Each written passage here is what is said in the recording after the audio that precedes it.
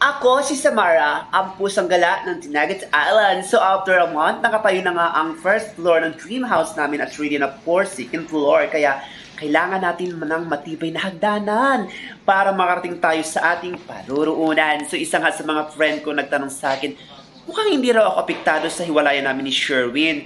Sabi ko, ginawa ko siyang inspirasyon kaya nasa tamang tao na ako ngayon. O diba, kinaya mo yon?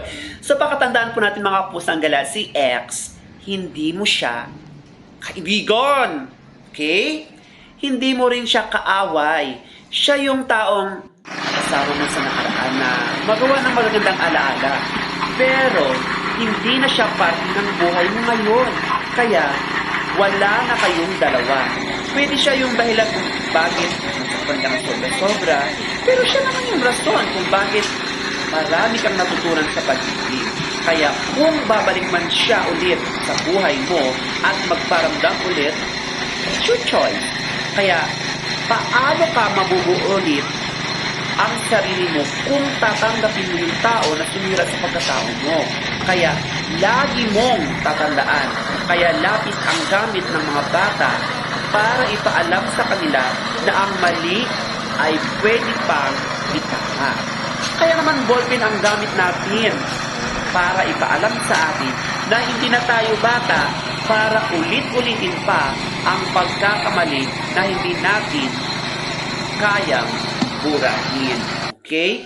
Ito kasi si Sherwin, minahal ko talaga. Minahal ko siya ng sobra-sobra. Alam nyo guys, nagkakakilala kami ng ex ko na si Sherwin sa gutuhan ng aking pinagtatrabuhan sa gutuhan ni Kapitan Tutan na nag-iisang pinakasikat na gutuhan dito sa Pilipinas. Nasa isang kumpanya ng gutuhan lamang kami, ngunit magkakaiba kami ng departamento. Siya sa operator ng paghiwa ng spring onions. Ako naman sa inspection for final products ng boto. Iba-iba ang mga nakatoka sa mahigit kumulang 2,000 manggagawa sa gutuhang pinagtatrabahoan namin. May sa splicing, production, laboring, inspection, at packaging. Kaya siguradong di kalidad ang produkto ni Kapitan Tutan. Kaya naman ito, tinangkilik di lamang sa lokal ha, kundi maging sa mga international. So yun na nga, break time namin noon. Napadaan ako sa kanilang sa kanilang departamento. At nasulipan ko siya. Ewan ko ba? At di ko na mawari. Nailap na ata ako at love at first sight na ako sa kanya.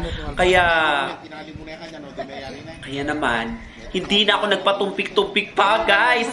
Agad ko siyang tinawag. Sabi ko sa kanya, "Baby boy, I love you. Mahal na kita." Ngumiti naman siya sa akin at halos, oh my God, guys, himatayin ako sa kilig. Lalo pa guys, siya yung gumagwapo sa, alam mo yun, may dimple siya na bumabagay sa bilugin niyang mukha. So yun, itutuloy natin kasi magbigay muna ako ng lucky number. Ito na nga guys, ayan, magbibigay muna ako ng Pesos Sumada Nationwide for February 24, 2024. Para naman guys, habang inspired tayo sa ating mga kwento na may pag-asa at pag-ibig at tagumpay, narito muna ang ating Pesos Sumada para naman tayo magkaroon ng mga numerong sa atin ay magpapanalo. And of course, here we now, sa ating number given at 224 at 2024. So sa ating number 2, I choose the number of 1721. Sa ating 24, I choose the number of 2018. Sa ating 20, I choose the number of 1811. Sa ating 24, I choose the number of 1529. So 17 plus 21 equals 38. 20 plus 18 equals 38. So our first lucky number is 3838. Ibig sabihin, marami. And for our second lucky numbers, we have the number of 18 plus 11 is equals to 29. And 15 minus 29 is equals to 14. Ang ating second lucky numbers is 2914. Ang ibig pong sabihin yan ay nahulog sa dilim.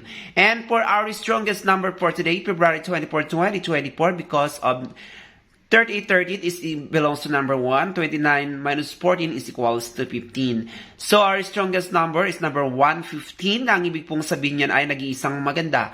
Ang ating 1 ay pwede siyang maging 19. Ating 15 ay pwede siyang maging 23. So our strongest number for February 24, 2024 is number 119, 123, 115, 1523, 1519, at 1923.